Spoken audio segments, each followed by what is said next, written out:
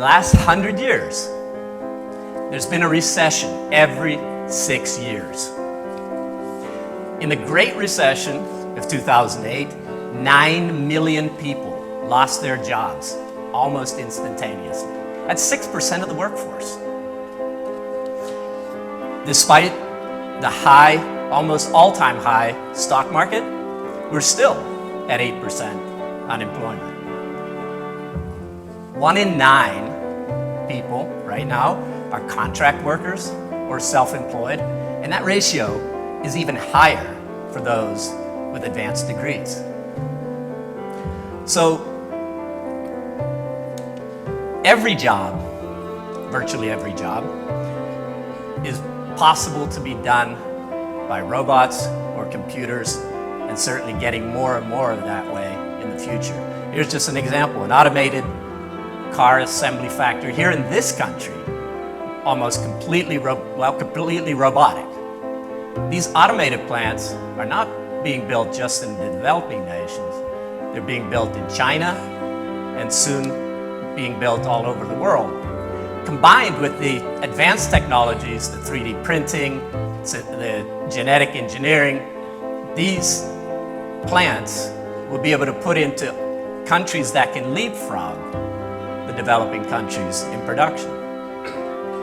So industries are being created and destroyed. So think about being one of those laid off and being thrown to the wolves in competition. If it's the first time that you went from a job and you can't find one, so you're trying to start a business, imagine you have kids, you probably have a house, you probably have a mortgage, credit card debt, limited savings, and everybody is after you. You have a limited time for success, and every single mistake you make is critical to your survival. So I want to give you an answer, but before I give you that answer, I really want to look at the other side of the world, like Peter. 7 billion people today, and within 25 years, there will be 10 billion or more.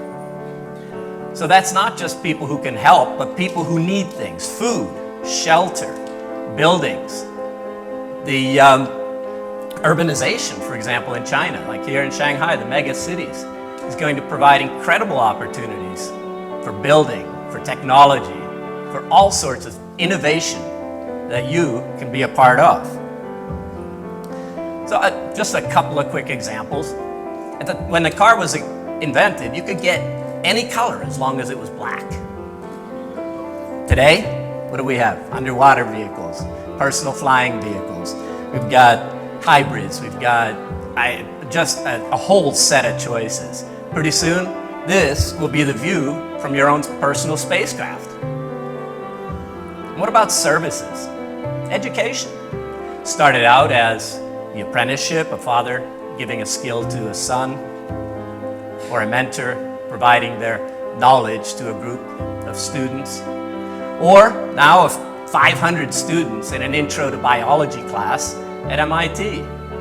Or hundreds of thousands and possibly millions of students participating in massively online open courses like the robotics course from Stanford.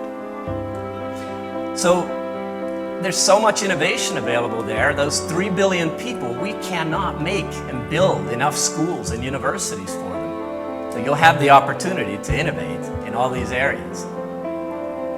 So in this crowded, crazy world, changing in such a way, what is that answer? Well, that answer is entrepreneurship. And how do you start?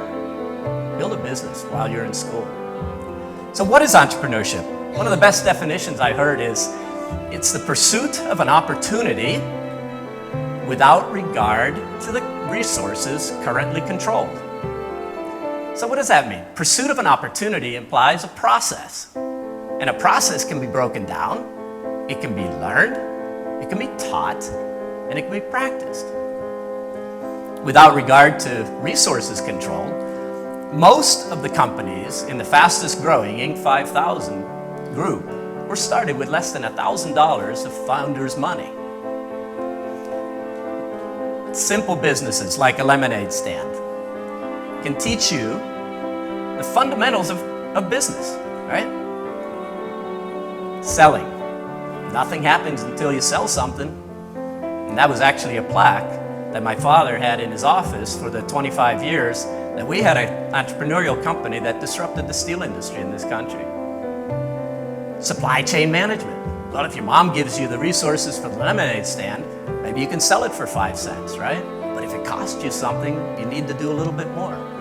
Marketing. There's so many things you can learn from a lemonade stand, from another next level business in college, until you can actually practice and get a successful venture.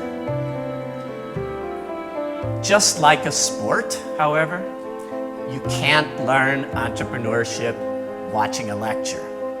You can't learn entrepreneurship listening to me. You have to participate.